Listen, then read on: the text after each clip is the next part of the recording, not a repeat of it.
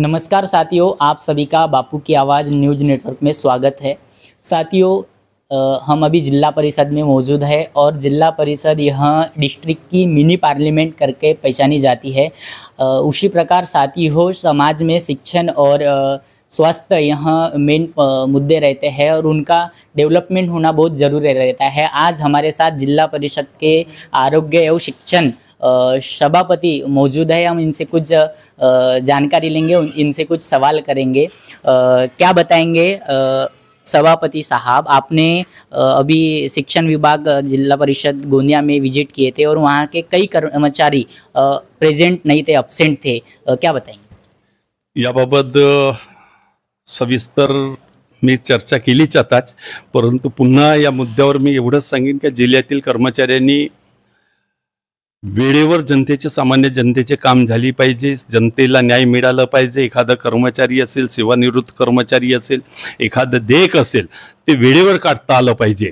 मी CO साहेबासोबत चर्चा करताना परवाला जेव्हा सीओ साहेबापाशी 1.5 तास माझी या विषयावर संपूर्ण चर्चा झाली, त्या 1.5 तासाच्या चर्चेमध्ये सीओ साहेबासोबत एवढं डिस्कशन झालं आणि सीओ साहेबांनी पण यावर चांगला निर्णय घेतला की सर्व कर्मचाऱ्यांना ताकीद दिलं, तुम्ही वेळेवर यावं। 9:45 ते 6:30 पर्यंत जो कर्मचारी रुजू होत नसेल लगेच पत्र पाहता त्यावर कारवाई करण्याच्या बाबत, सेवा पुस्तिकेमध्ये नोंद करण्याबाबत जे निर्देश दिले ते पत्र पण काढले त्यांनी आणि कक्ष अधिकाऱ्यांनी पण त्याप्रमाणे कारवाई सुरू केली आणि कारवाई सुरू करून त्याच्यावर अंमलबजावणी सुरू झाली आणि सर्व कर्मचारी काल आपले हजर झाले। त्याच्यामध्ये 4 अनुपस्थित कर्मचाऱ्यांचे कारणे दाखवा नोटीस पण बजावण्याबाबत काल सूचना दिली आपण आणि त्याचप्रमाणे जिल्ह्यातील सामान्य जनतेला न्याय मिळाला पाहिजे आणि कर्तव्य दक्ष एक कर्मचाऱ्यांनी आपले कर्तव्य समजून कामं केली पाहिजे। याकरिता आपण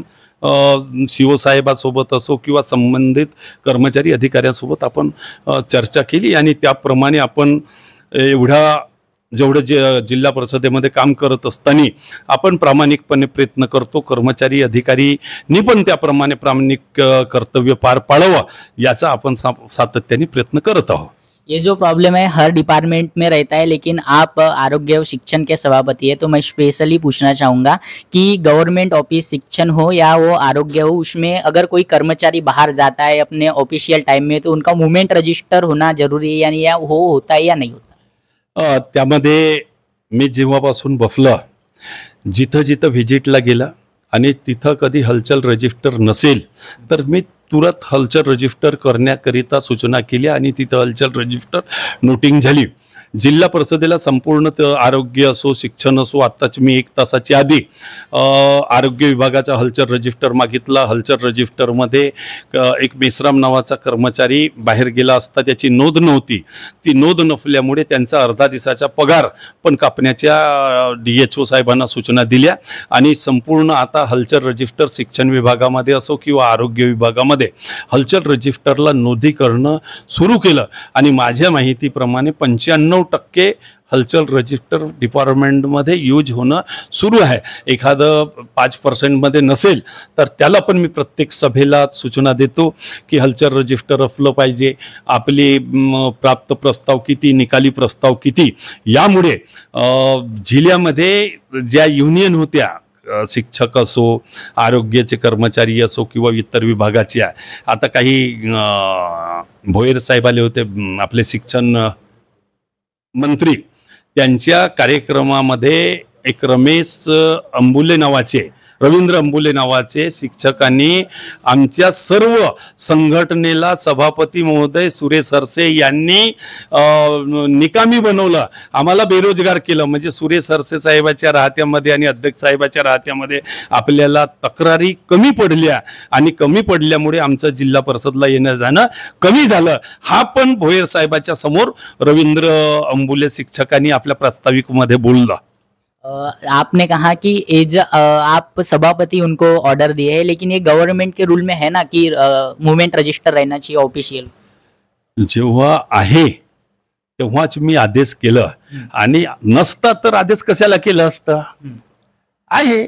उसी प्रकार गोंदिया जिले में गांव है इंदोरा, अत्री, दौनीवाड़ा, दौनीवाड़ा का गोंदिया तहसील आता है, अतरी और इंदौरा का तिरोड़ा तहसील आता है।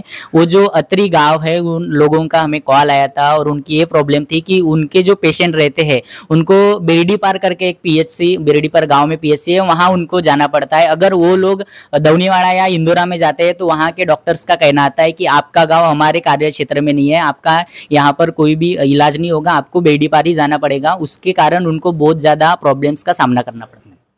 त्यामध्ये जरी गावं इकड तिकड जुडले असतील, परंतु महाराष्ट्र असो किंवा एखादं गोंदिया जिल्हा असो, संपूर्ण राज्याचं आणि देशाचाही कुठला पेशंट आला तर त्याचंही ट्रीटमेंट करणं हा आवश्यक आहे आणि कुठल्याही पेशंटचा इलाज तिथं केला जातो। परंतु आपण सांगितलं अत्रीचं आणि याचं बेरडी पारचं अवश्य मी याबाबत माहिती घेतो आणि एक पत्र काढतो आणि पत्र काढून त्यांना सूचना देतो आरोग्य विभागाला का बुवा आपल्याला देशाचा कुठलाही पेशंट आला तर ट्रीटमेंट करायचं आहे। अगर ऐसे कोई डॉक्टर्स करते होंगे तो उनके ऊपर कार्रवाई होगी। असं कधी मला आढळून आलं 100% तर कारवाई करू आणि कारवाई करण्यामध्ये आपण कुठेही मागे पडत नाही।